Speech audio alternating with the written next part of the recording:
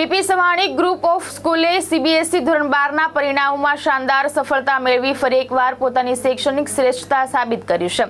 વિદ્યાર્થીઓના તેજસ્વી પરિણામોથી સમગ્ર સંસ્થામાં આનંદ અને ગૌરવનો માહોલ જોવા મળ્યો હતો। જીઈઈ અને નીટ જેવી સ્પર્ધાત્મક પરીક્ષાઓમાં ઉત્કૃષ્ટ પરિણામો બાદ હવે પીપી સવાણી ગ્રુપ ઓફ સ્કૂલે સીબીએસઈ ધોરણ 12ના પરિણામોમાં પણ પ્રભાવશાળી સફળતા મેળવી છે। આ વર્ષે કુલ 113 વિદ્યાર્થીઓએ A1 ગ્રેડ પ્રાપ્ત કર્યું છે, જ્યારે 275 વિદ્યાર્થીઓએ A2 ગ્રેડ મેળવી શાળાનું નામ રોશન કર્યું છે। વિદ્યાર્થી ભવ્ય પટેલે 98.6% સાથે પ્રથમ ક્રમ મેળવી સમગ્ર સંસ્થાનું ગૌરવ વધાર્યું છે, જ્યારે વંશિકા મોહાતાએ 97.4%, ધ્રુવ શાહે 97%, મલક માંગુકિયાએ 97%, પ્રિયંકા શાહુએ 96.8% અને તેજસ મોહાતાએ 96.8% મેળવી ઉત્તમ સફળતા હાંસલ કરી છે। સંસ્થાના સંચાલકોએ જણાવ્યું હતું કે વિદ્યાર્થીઓની આ સિદ્ધિ પાછળ શિક્ષકોનું યોગ્ય માર્ગદર્શન, વાલીઓનો સહકાર અને વિદ્યાર્થીઓની સતત મહેનત મુખ્ય કારણ રહ્યું છે। શાળાના ટ્રસ્ટીઓ, પ્રિન્સિપાલ અને શિક્ષક મંડળ દ્વારા તમામ સફળ વિદ્યાર્થીઓને અભિનંદન પાઠવવામાં આવ્યા હતા અને તેમના ઉજ્જવળ ભવિષ્ય માટે શુભેચ્છાઓ પાઠવવામાં આવી હતી।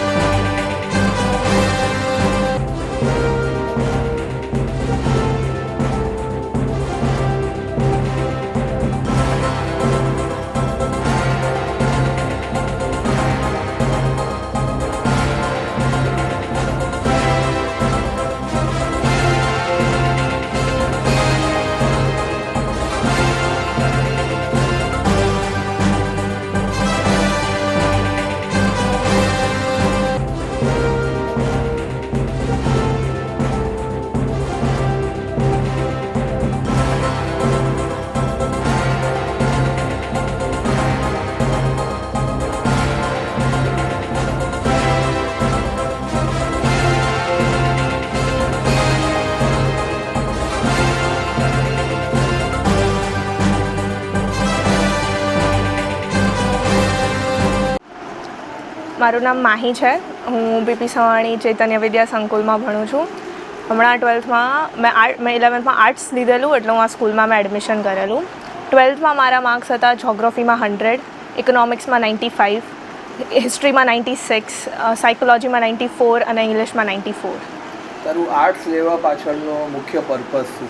મારે સાયકોલોજી કરવું હતું, જેમાં મને એકચ્યુઅલી સ્કૂલે ઘણો સપોર્ટ કર્યો છે. હું જેને મેન્ટર માનું છું, પ્રિન્સિપલ સર, એ એઝ અનવેવરિંગ સપોર્ટ પિલર હતા મારી માટે.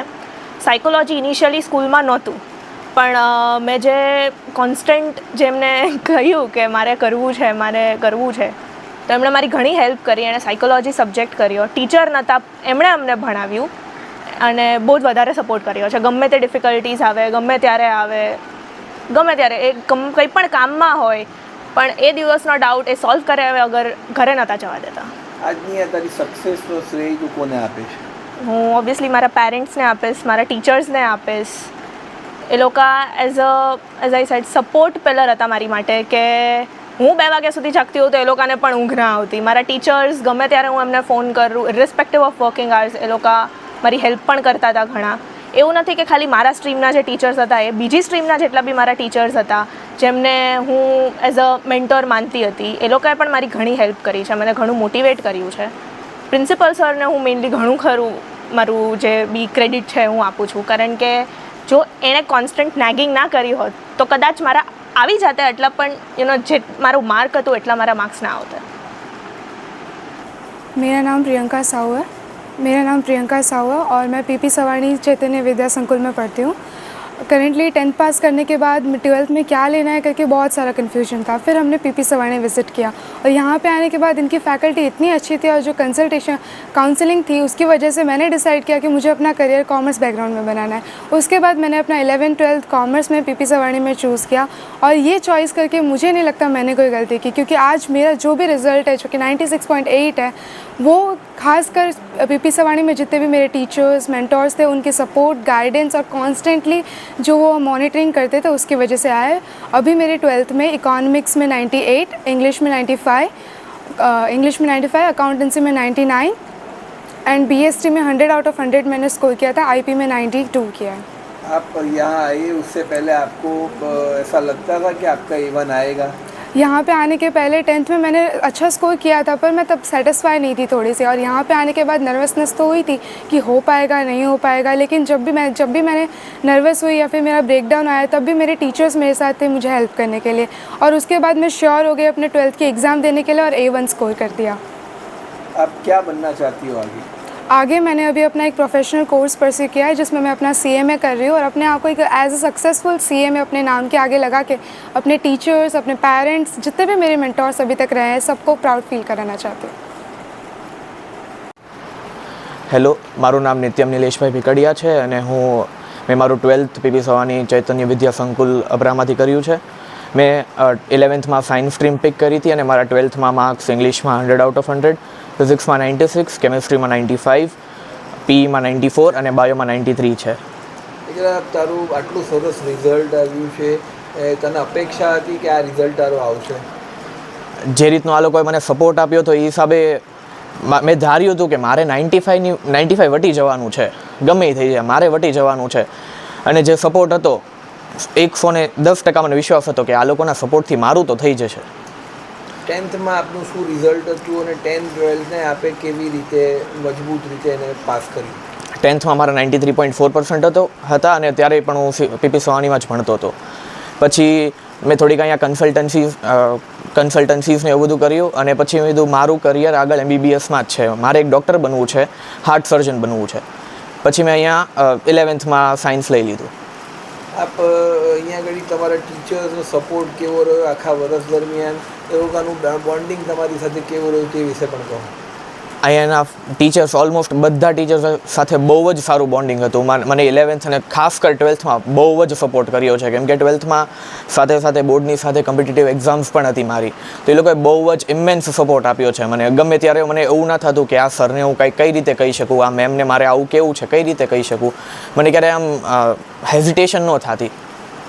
અંતમાં આપ આ એબ્રોડ MBBS કરવા માંગો છો કે ઇન્ડિયામાં કરવા માંગો છો? ઇન્ડિયામાં જ કરવા માંગુ છું અને મારો એમ જ એ છે કે હું ગમે ત્યાં એક કોઈ એમ્સમાં લાગી જાઉં અને અહીંયા જ MBBS પૂરું કરીને અહીંયા જ MD કરીને અહીંયાના જ આપણાના લોકોની સેવા કરવાની છે જે આપણે. વિદ્યાર્થીઓ સારા માર્ક્સ નથી લાવી શક્યા એને આપ શું મેસેજ પાઠવશો? એક એક્ઝામથી આગળ તમે શું છો એ ન નક્કી થઈ શકે. એવું બની શકે કે તમારા કોઈ એવા પરિસ્થિતિ રહી હતી તો પછી તમારે મેનેજ કરવાનું છે. થોડાક દિવસો લાગશે એક્સેપ્ટ કરતાં, પણ પછી તમારી રીતે તમારે ગોતવાનું રહેશે કે મારે શું બનવું છે, મારે કરવું શું છે. એક એક્ઝામના લીધે તમે તમારું આખી જિંદગી બગાડી મૂકો એ કોઈ માન્ય વસ્તુ છે નહીં. મારે ક્યારે સ્ટોપ. મારું નામ ધરા રાજગુરુ છે. હું PP સવાણી ગ્રુપ ઓફ સાથે જોડાયેલી છું. આજે કાલે CBSEનું 2025-26નું રિઝલ્ટ જાહેર થયું. ખૂબ જ સરસ આવ્યું. એમાં PP સવાણી ગ્રુપના છોકરાઓ અને છોકરીઓએ ખૂબ જ સારી પ્રગતિ સાથે સારા રિઝલ્ટ લાવ્યા છે. A1 અને A2માં તો ઘણી બધી સંખ્યા છે, એટલે આપણે કાઉન્ટ પણ ના કરી શકીએ એટલું સારું રિઝલ્ટ અમારું આવ્યું છે. મેડમ, આજે આ જે રિઝલ્ટ અમારું આવે છે અને ઉત્તરોત્તર દર વર્ષે વધતું જાય છે રિઝલ્ટ, તો આનો શ્રેય આપ કોને આપો છો? આનો શ્રેય હું પહેલાં તો અમારી મેનેજમેન્ટ ટીમ અને સાથે સાથે વધારેમાં વધારે શ્રેય હું મારા શિક્ષકોને આપું છું કે જેઓ સતત છોકરાઓ પાછળ મહેનત કરે છે, એમને સચોટ માર્ગદર્શન પૂરું પાડે છે. અને હોસ્ટેલમાં પણ છે, એમાં એ લોકો બાળકો અહીંયા માતા પિતા અમારા વિશ્વાસ પર મૂકી જાય છે. શિક્ષકો ખૂબ જ એ લોકોને એક ઘરનું વાતાવરણ પૂરું પાડે છે અને સતત જ એમના ઉપર દેખરેખ રાખે છે કે જેથી કરીને એ લોકો મોબાઈલ અને ગેજેટ્સનો વધારે ઉપયોગ ના કરે અને સૌથી વધારે સમય એ પોતાનો ભણતર પાછળ વાપરે. મેનેજમેન્ટનો સપોર્ટ વિદ્યાર્થીઓનો કયા પ્રકારનો હોય છે, કેવી રીતે મેનેજમેન્ટ વિદ્યાર્થીઓ સાથે અટેચ હોય છે, તે વિશે પણ આપ કહો. આજે તમે અમારા પ્રોગ્રામમાં જોયું જ હશે, બાપુજી, હર્ષદ સર, અમે લોકો બધા જ હાજર હતા. દરેક પ્રોગ્રામમાં એવું નથી કે અમે બાળકો ફોટા પાડવા માટે આવે છે, પણ બાળકોને આગળ પ્રોત્સાહન આપવા માંગે છે. અને એઝ એ પેરેન્ટ્સ પણ એવું ઈચ્છતા હોય છે કે મેનેજમેન્ટ ટીમમાંથી સારા અમારા જે ટ્રસ્ટીઓ છે તે લોકો આવે અને બાળકોને પ્રોત્સાહન આપે. બીજું કે તમે જે કહો છો કે મેનેજમેન્ટ બાળકોને શું પ્રોવાઈડ કરે છે, બાળકોને કંઈ પણ નાની પ્રોબ્લેમ્સ હોય, મેડિકલ ઇસ્યુ હોય કે કંઈ પણ એ લોકો માનસિક રીતે થોડા નબળા પડતા હોય તો મેનેજમેન્ટ એ લોકોને ખૂબ જ સહાય કરે છે, શિક્ષકોને ગાઈડ કરે છે. બહારથી અમારે ટીમ પણ લાવી હોય તે પણ અમે એ લોકોને પૂરી પાડીએ છીએ. આપણે હોસ્ટેલની સાથે અહીંયા છોકરાઓને ભણાવતા હોઈએ છીએ, તો એ આપણે કેવી રીતે મેનેજ કરી શકીએ છીએ સારી રીતે? હોસ્ટેલ અમારી ઘણા વર્ષોથી છે. છોકરાઓને સવારે ઉઠીને એ લોકોનું દૈનિક કાર્ય આખું શેડ્યુલ પ્રમાણે હોય છે. એ લોકો ઉઠે છે, મંદિરમાં આરતી ને એ બધા સાથે થાય છે. એ લોકોનું બ્રેકફાસ્ટ પ્રોપર હોય છે. બ્રેકફાસ્ટ પણ ખૂબ જ હેલ્ધી હોય છે. લંચ 4 વાગે જે નાસ્તો હોય છે અને ડિનર, એ બધું જ એ લોકોને હેલ્થ પ્રમાણે અમે ધ્યાન રાખીને કરીએ છીએ. અને આઈસ્ક્રીમને એવું પણ પ્રોવાઈડ કરીએ છીએ કે જેથી કરીને હોસ્ટેલમાં જે રહેતા છોકરાઓને અમુક વસ્તુ બહાર લેવા ના જવી પડે, એ બધી જ અમારી સંસ્થામાં અમે પૂરી પાડીએ છીએ. नमस्कार, जय श्री कृष्णा. एक बार फिर PP Savani group of schools ने साइंस, कॉमर्स और ह्यूमैनिटीज़ में अपना परचम लहराया है. A1 ग्रेड के अंदर पूरे 30 बच्चे आए हैं. 145 बच्चे जो है वो A2 ग्रेड से आए हैं. PP સવાની કે ધરોહર में ये है, કહેવાય ને કૂવામાં હોય તો હવાડામાં આવે. અહીંયા આ સંસ્થાના છેલ્લા 4 દશકથી कंटिन्यूस कंसिक्यूटिवली ये रिजल्ट संस्था जो है सूरत को, गुजरात को और भारत को देती हुई आ रही है. सर, हमारी एजुकेशन पद्धति किस तरह की है जिससे हम इतना अच्छा रिजल्ट लोगों को दे पा रहे हैं? सबसे पहली बात होती है, जब PP सवानी के अंदर कोई भी बच्चा और पेरेंट्स कदम रखता है तो उन्हें मिलता है यहाँ का वातावरण, यहाँ का एटमॉस्फेयर.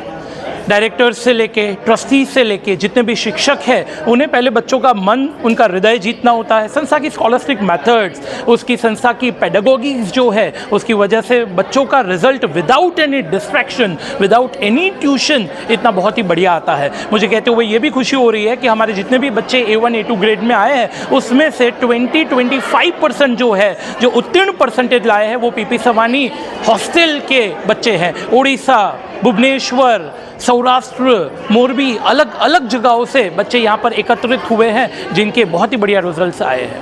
सर, यहाँ पर प्रैक्टिकल बच्चों को सिखाने के लिए क्या व्यवस्था है वो भी हमें बताइए. Along with NCERT, along with personal guidance, industrial visits होती है, टॉक शोज़ होते हैं, गेस्ट लेक्चर्स होते हैं। अनेक पद्धतियाँ ऐसी हैं जहाँ पर बच्चों को प्रैक्टिकली तैयार किया जाता है। ये कहते हुए गर्व की अनुभूति होती है कि जब कल यहाँ पर रिजल्ट आया, उसके साथ में हमारे कई सारे बच्चे CUET की एग्ज़ाम्स दे रहे थे। अभी जो नीट की परीक्षा आने वाली है, जो कई सारे बच्चे जो है अभी आगे कॉम्पिटिटिव एग्ज़ाम्स की तैयारियाँ लगे हुए हैं। सर, हम लोग यहाँ पर बच्चों को किस तरह से अपने टीचर्स के साथ बॉन्डिंग रखते हैं जिससे उनका अच्छा रिजल्ट आ सकता है? हर टीचर को यहाँ पर ट्रेन किया जाता है कि बच्चे के साइकोलॉजिकल कंडीशन को जाने, बच्चे को पहले पहचाने, बच्चे का ग्रास्पिंग जाने, उस ग्रास्पिंग के मुताबिक पर्सनलाइज्ड करके उसको पढ़ाया जाता है। उसको पर्सनल डाउट सॉल्विंग होते हैं, स्टे बैक्स होते हैं। यहाँ के जो शिक्षक है शाम के आप 7 साढ़े 7 बजे आएंगे, फिर भी वो यहाँ पर एक्टिव रहते हैं। नाइट स्टडीज़ यहाँ पर होती है, पर्सनल अटैचमेंट, होम विजिट्स शिक्षक जो है वो बच्चों के साथ करके उसको काउंसलिंग्स दे के उनकी स्किल्स को आगे बढ़ाने के लिए काफ़ी तत्पर रहता है। अंत में सर, जो बच्चे अच्छा मार्क्स नहीं ला पा रहे या कुछ मार्क्स के लिए रह गए, उनको क्या मैसेज देना चाहेंगे? सारे बच्चे जो है दे आर गॉड गिफ्टेड। इस संस्थान के अंदर हमें यही सिखाया जाता है कि हर बच्चे के अंदर अपना एक निश है, उस निश को हम पहचानें, वो निश, वो स्किल को और शार्पन करें और हम हमारा एक लक्ष्य ठाने और वहाँ तक जाए। उस लक्ष्य को प्राप्त करने के लिए एजुकेशन काफ़ी इम्पॉर्टेंट है। उसमें इंटरेस्ट से करेंगे तो कोई हमें रोक नहीं पाएगा। उत्कर्ष गलचर, दृष्टिकोण न्यूज़, सूरत।